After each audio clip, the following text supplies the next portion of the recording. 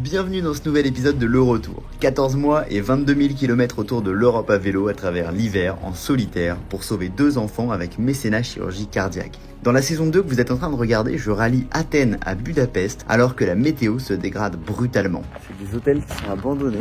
Allez, t'en as 2 qui mettent une méga tempête de neige. J'en peux plus. Là, le vélo. La mer Noire. Ah, je sens plus mon corps. Installez-vous confortablement. C'est parti. On part de Sofia ou bien y a quoi là? Y a Air. C'est pas 3 flocons qui vont nous arrêter hein. Bon, il fait moins 10 aussi mais c'est beau. Dans cet épisode, je traverse la Bulgarie pour rejoindre la mer Noire avant de remonter vers Bucarest. Enfin, si la météo le permet. Youhou, c'est incroyable.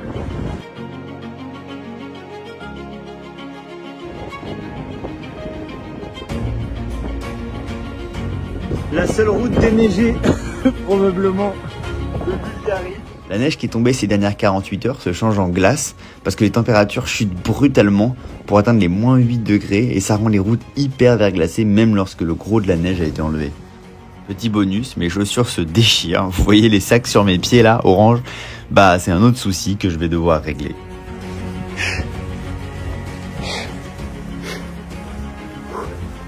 Quand ça monte, c'est pas simple, hein. Les vitesses elles passent plus. Là ça pique. De manière générale, c'est quelque chose que je vais découvrir dans ce voyage. Quand il fait froid, tout gèle. Mais genre, vraiment tout. Et quand le dérailleur est coincé par la glace sur le gros plateau, bah je vous apprends rien si je vous dis que c'est compliqué de monter des montagnes.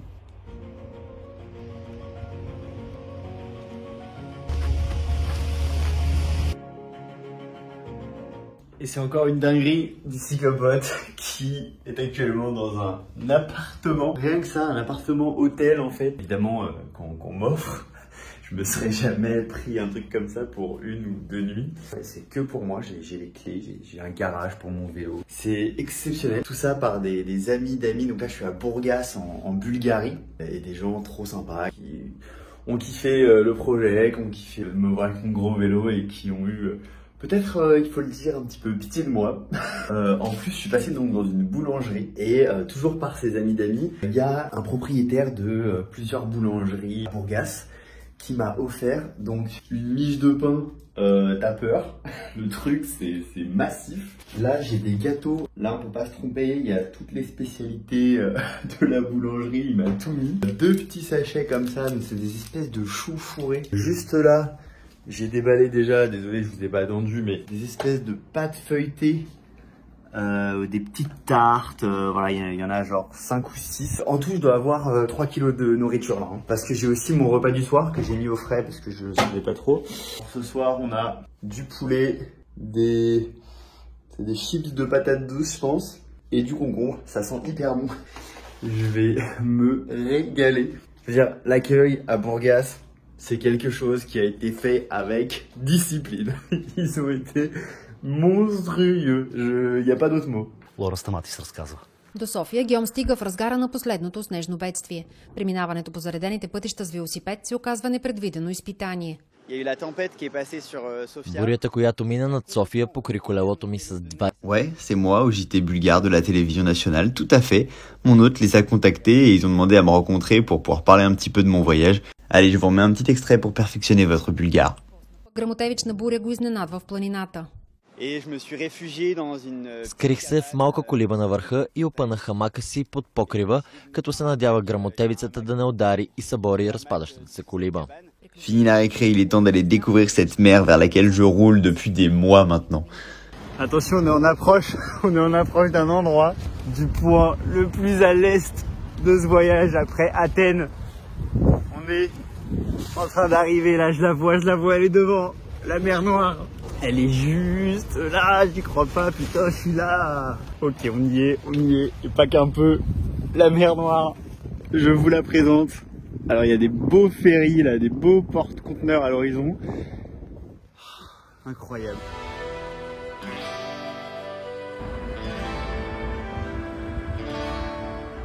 Spoiler alerte, la mer Noire n'est pas noire, mais elle offre de très beaux couchers de soleil.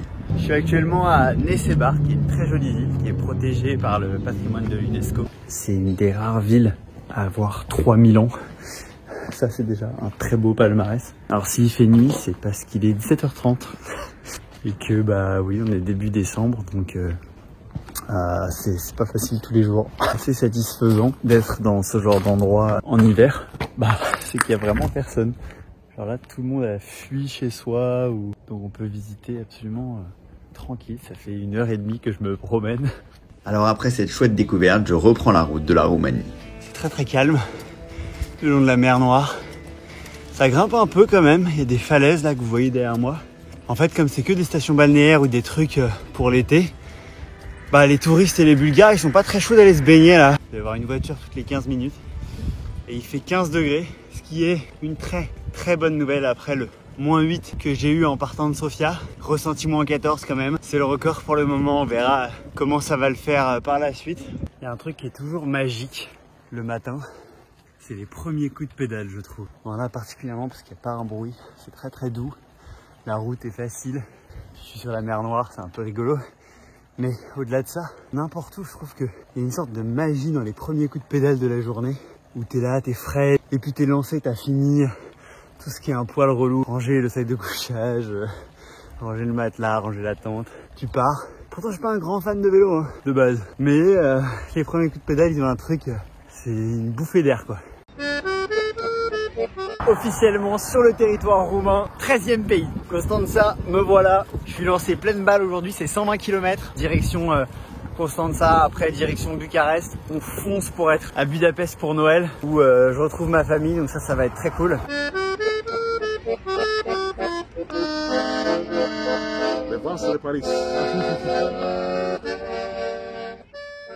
Et encore une soirée au chaud, confortable. On m'a offert un kebab sur la route, mais genre un kebab cette taille-là, vraiment IRL, énorme. Et je suis à Constanța, dans un Airbnb qu'on m'offre. Non mais je vous jure, c'est complètement dingue. Je mange des cookies faits maison qu'on m'a offert aussi, donc avec le Airbnb, avec des noix, il y a des abricots.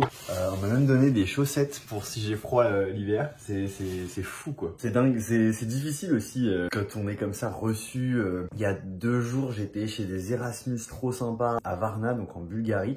Aujourd'hui, je suis passé en Roumanie. C'est pas facile de montrer. Enfin, en fait, c'est tellement surprenant à chaque fois et incroyable, et on m'offre, mais là ces derniers jours, voire ces dernières semaines même, c'est assez abusé tout ce qu'on me donne, tout ce qu'on me file juste parce que voilà, le projet c'est vrai qu'il est sympa et tout, mais pardon, je suis passé à la télé bulgare, ça commence à faire beaucoup quoi, mais ça fait quand même très et il y aura jamais assez de traits pour dire à quel point ça fait plaisir. Je suis à Constanța, on est le 3 décembre et je vais tenter une baignade dans la mer Noire qui est juste là.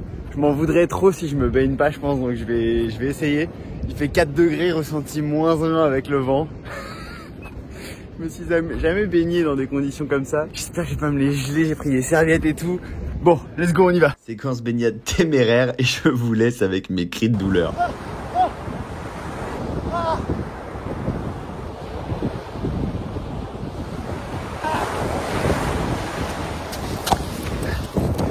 Oh my god! Ah, je sens plus mon corps. Ah, vite! Une serviette. Oh my god, ça m'a anesthésié instantanément. Oh, c'est juste une dinguerie. Ça fait étonnamment du bien. Ah putain, je sens plus mes pieds. Ah, c'était vraiment pas une idée de génie, mais ça me fume. Je pouvais pas m'en empêcher en fait. Une baignade 1 le 3 décembre, 2 par température négative, 3 sur la mer Noire. Il y avait trop d'éléments pour que je me débine. C'est donc frigorifié et débordant de gratitude pour Georgina, mon autre roumaine, que je reprends la route de Bucarest, mais l'hospitalité orientale me poursuit. J'ai réussi à me réchauffer après la baignade, ça c'était une très bonne nouvelle. Je pensais pas que ça passerait si bien. Et vous voyez, je suis dans un endroit couvert, ça ressemble pas trop à ma tente, ou alors une tente très Harry Potter mode. Je demandais de l'eau juste avant de chercher un endroit pour ma tente sur la route de Bucarest là, et je trouvais pas trop, puis finalement je m'arrête devant un monastère et puis je fais un peu des signes, machin, bon j'avance, je vais demander. Et donc il y a 2 bonnes sœurs qui sont là. Il s'avère qu'il y en a une qui parle un petit peu français et elle est exceptionnelle, elle me fait trop rire, elle était ultra bonne humeur et tout, enfin vraiment giga cool l'ambiance. Et donc voilà, je suis dans un monastère, j'ai une salle de bain, et là, c'est un poêle, et regardez, hop, il y a le feu qui grésille tranquillement et ça va me réchauffer comme pas permis. C'était le monastère. Ils ont été tellement sympas ce matin, ils m'ont amené des pâtes au sucre et à la cannelle, je savais même pas que ça existait ce genre de choses. Enfin, je sais dire merci en roumain, on dit mulțumesc. Bon, les Roumains corrigeront l'accent, mais je crois que c'est à peu près ça et ils comprennent. Tu vois, je le répétais et j'étais à fond, mais c'est frustrant de ne pas pouvoir aussi leur dire plus. Je me répète, mais en même temps, pour moi, c'est toujours surprenant quand même. Ah, ça caille, mais je vous sors quand même le téléphone parce que là, devant nous, le Danube, mesdames et messieurs. On va le traverser, nous, pour rejoindre Bucarest. Première fois que j'aperçois ce fleuve énorme, le deuxième plus gros d'Europe après la Volga qui se trouve en Russie. Et il existe même de petits ferries pour passer d'une rive à l'autre parce qu'il est trop large pour y construire un pont. Yeah, it's really nice. It's less colorful than the Russian church. Non mais l'accent anglais pourri, c'est le froid en vrai. Bon, à Bucarest, je retrouve la neige et Georgina qui me fait visiter la ville où elle a fait ses études. Vraiment, elle gère de fou. Un rideau de neige nous bouche un peu la vue, mais ça rend le palais stalinien tellement impressionnant, on se croirait dans le Seigneur des Anneaux. C'est le deuxième plus grand bâtiment administratif du monde après le Pentagone.